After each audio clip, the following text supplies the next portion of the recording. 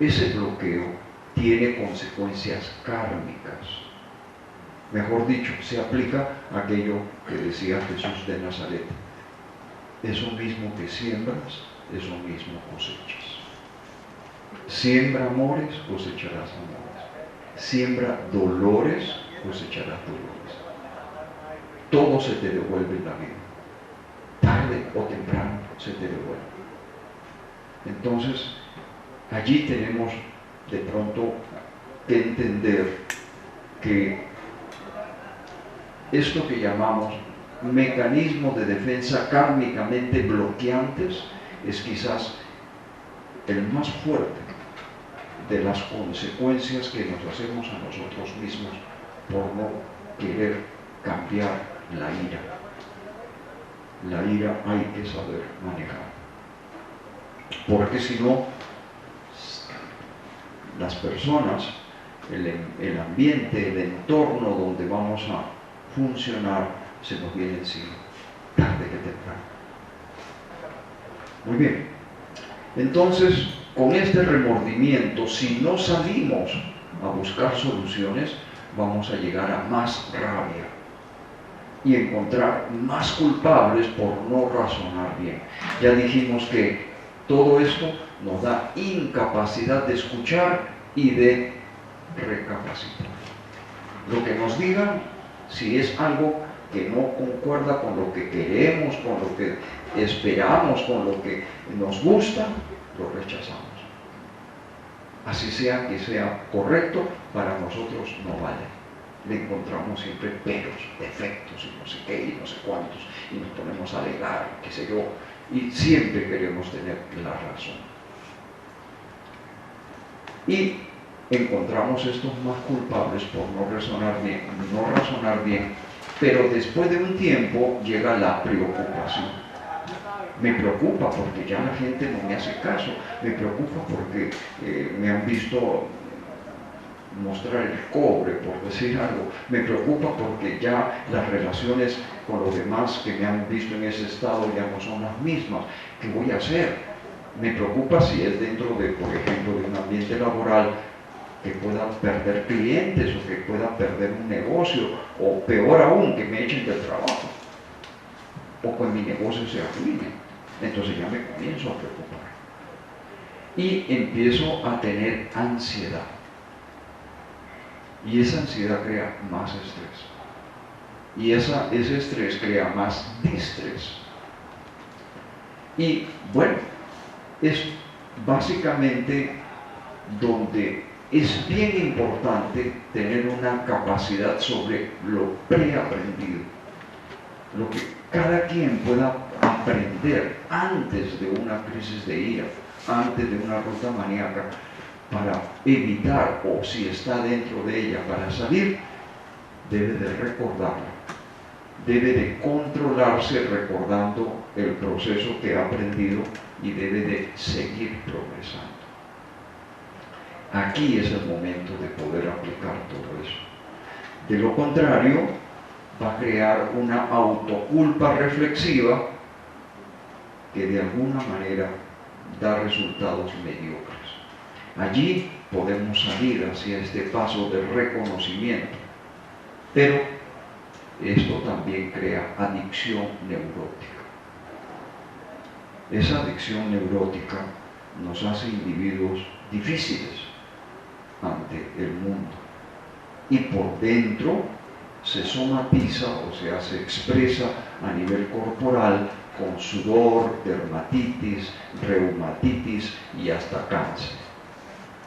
Y obviamente puede llevarnos a la ruta depresiva. Alguien me dice que estoy con cáncer y entonces me entra ya a la ruta depresiva. Uy, me voy a morir. Uy, ¿cómo así? Que no sé qué, que no sé cuántos. O si tengo úlceras o si tengo cualquier otra cosa, también me preocupa, y eso, cuando uno tiene problemas, hasta le puede dar cefalea, dolores de cabeza muy fuertes, etc. Todo eso puede ser motivo de una ruta depresiva. Pero sigamos con la ruta maníaca. Esta ansiedad crea entonces la depresión, que puede ser momentánea, El maníaco, o sea, el que tiene ira, en algún momento se deprime. Y después de que se deprime, empieza a ruminar. Ruminar, que se puede expresar en un mal humor reflexivo, pero siempre está como de mal genio. La gente le puede acercar a decirle algo y el tipo no saluda bien, no contesta bien, no escucha bien, no se expresa bien. Todo lo que pide, lo que hace, lo hace de una manera un poco desagradable, etcétera, etcétera. Y bueno, después de la ruminación, se cree fuerte, se cree que tiene una coraza, que tiene como una corteza de un árbol que es muy fuerte, aunque por dentro sea muy débil. Inconscientemente, esta aparente dureza de corazón provee insensibilidad.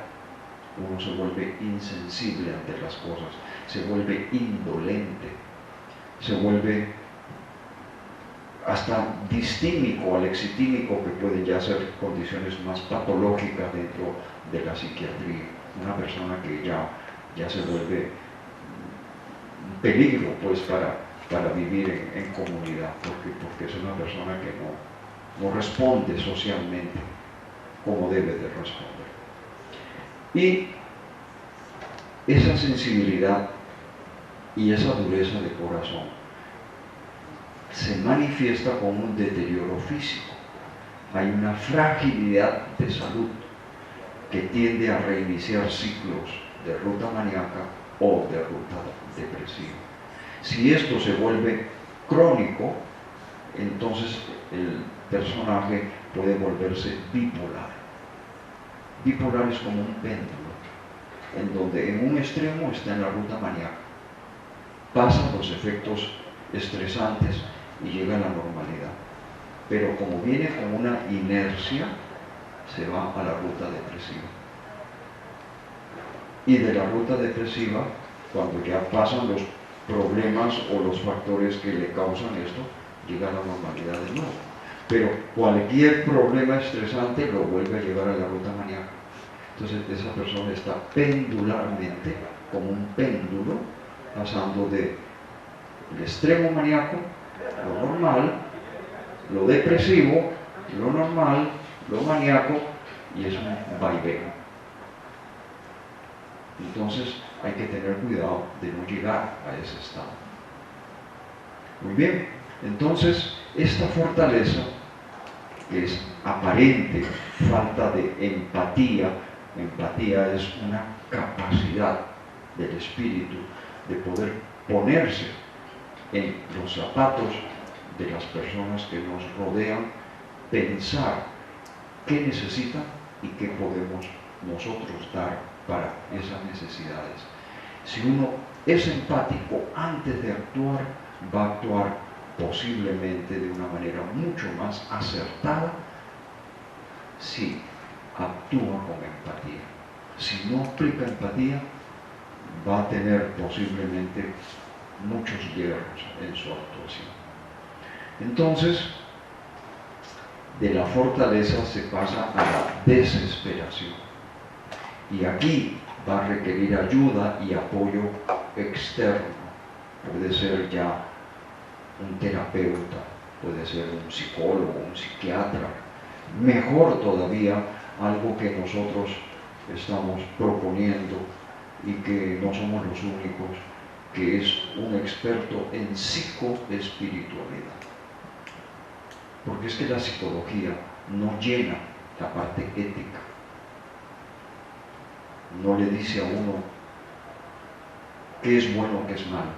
Simplemente la psicología lo normaliza a uno y le dice, actúe sin causar problemas.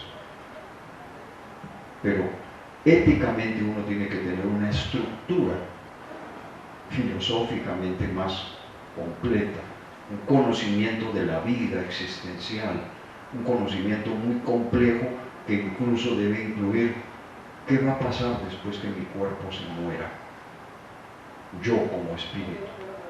Todo eso es parte de la espiritualidad como ciencia, que no se ve en la psicología y mucho menos en la psiquiatría. Entonces allí es donde creemos que la ayuda y el apoyo debe ser psicoespiritual, no necesariamente solo psicológico, o menos, no solamente psiquiátrico, porque el psiquiátrico usualmente controla síntomas con drogas. Obviamente el que es psicólogo y psiquiátrico tiene una mejor arma, pero volvemos, decimos que es importante la parte espiritual. Muy bien, y obviamente después de la desesperación llegamos a más violencia hasta extremos psicóticos, hacer crímenes, asesinatos, que era el extremo que habíamos hablado inicialmente. Si nosotros salimos por estas rutas antes de llegar al fondo, pues tanto mejor. Pero para eso es bien importante aprender antes de la crisis. Porque lo que no se aprende antes de la crisis, difícilmente se aprende en la mitad de la crisis. Porque precisamente cuando uno está en crisis, no escucha, no acepta, todo lo rechaza, es muy difícil, es casi que imposible poder actuar correctamente si uno no ha aprendido. Tal vez el interés de esta charla sea ayudar con el preaprendizaje. ¿Ok? Bueno, entonces vamos a pasar ahora al otro lado.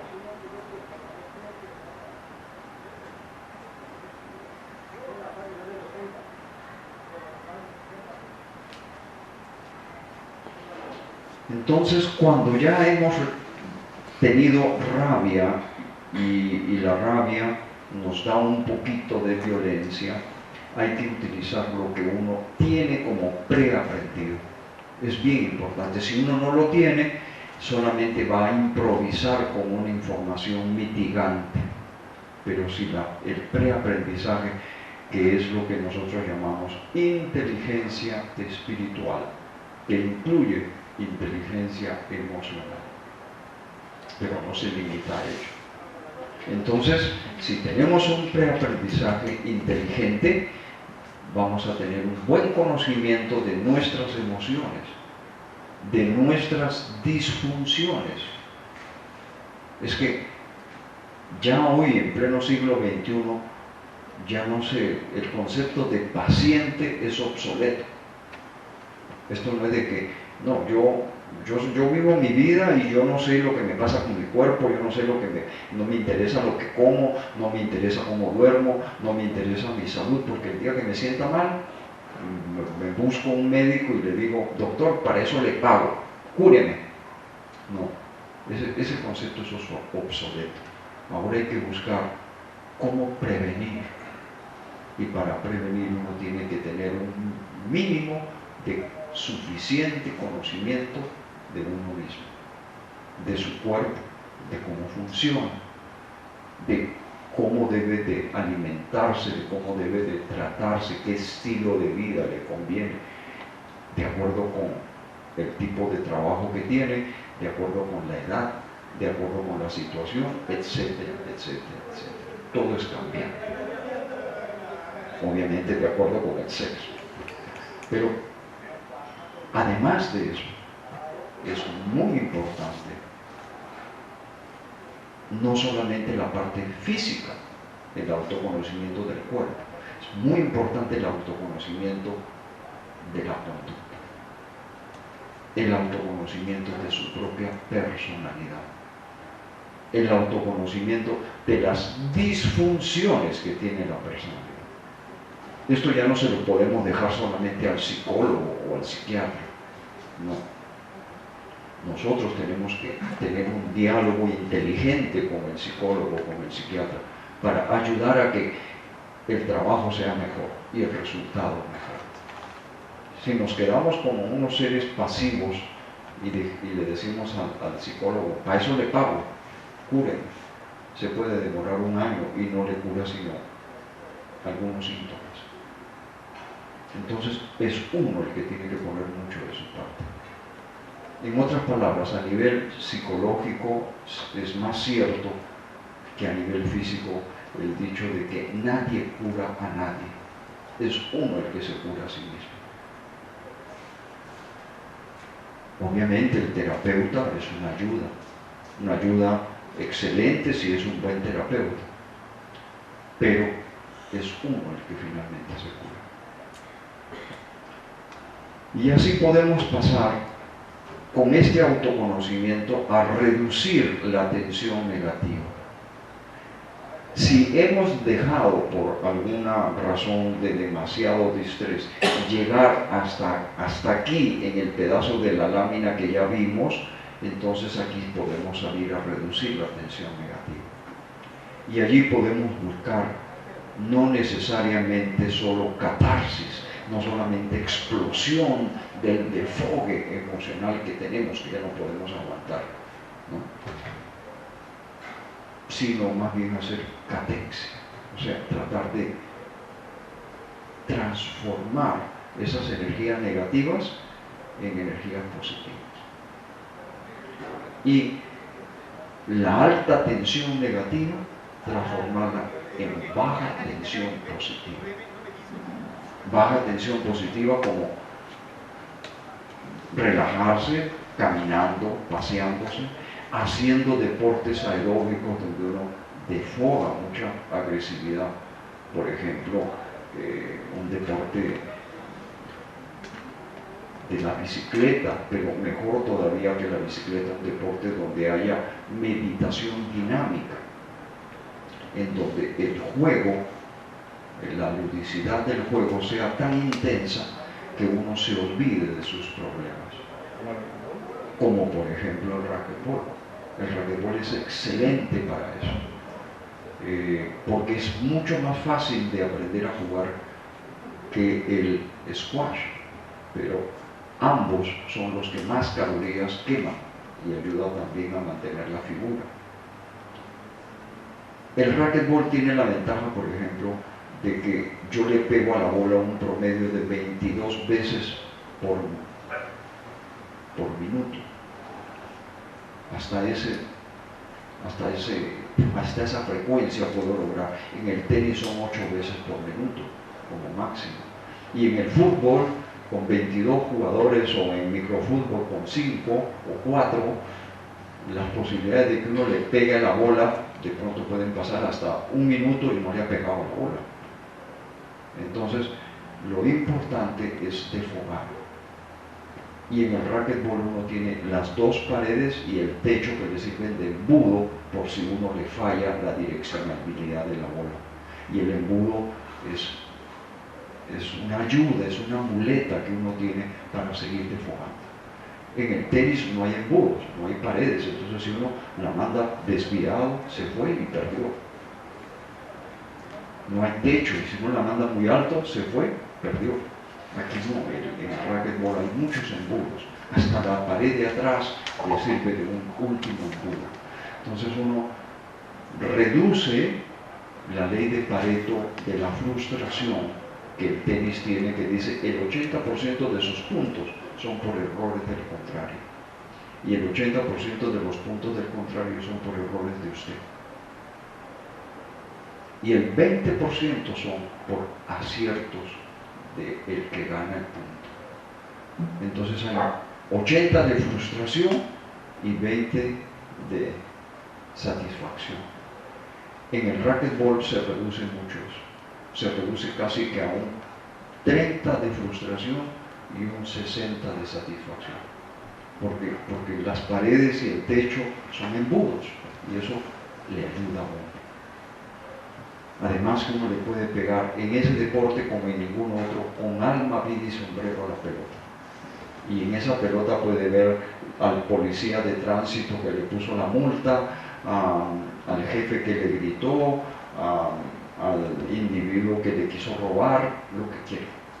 O sea, allí uno desfoga muchísima agresividad. Y si la persona tiende a ser agresivo en el buen sentido de la palabra, o sea, proactivo, puede también tener de pronto tendencia a la ira. Entonces el racquetball es uno de los mejores deportes para eso. Independientemente de que tengamos las canchas acá. Yo fui presidente de la Federación Colombiana de Racquetball, la fundé a nivel sudamericano y panamericano, y yo hice ponencias a nivel nacional en el Comité Olímpico y después fuera de eso a nivel internacional, de las bondades para el hombre y la mujer de hoy que tiene un deporte como el racquetball. Porque allí hay una tensión, una meditación dinámica en donde usted por 40 minutos que dura el partido se ha olvidado de los problemas de su vida.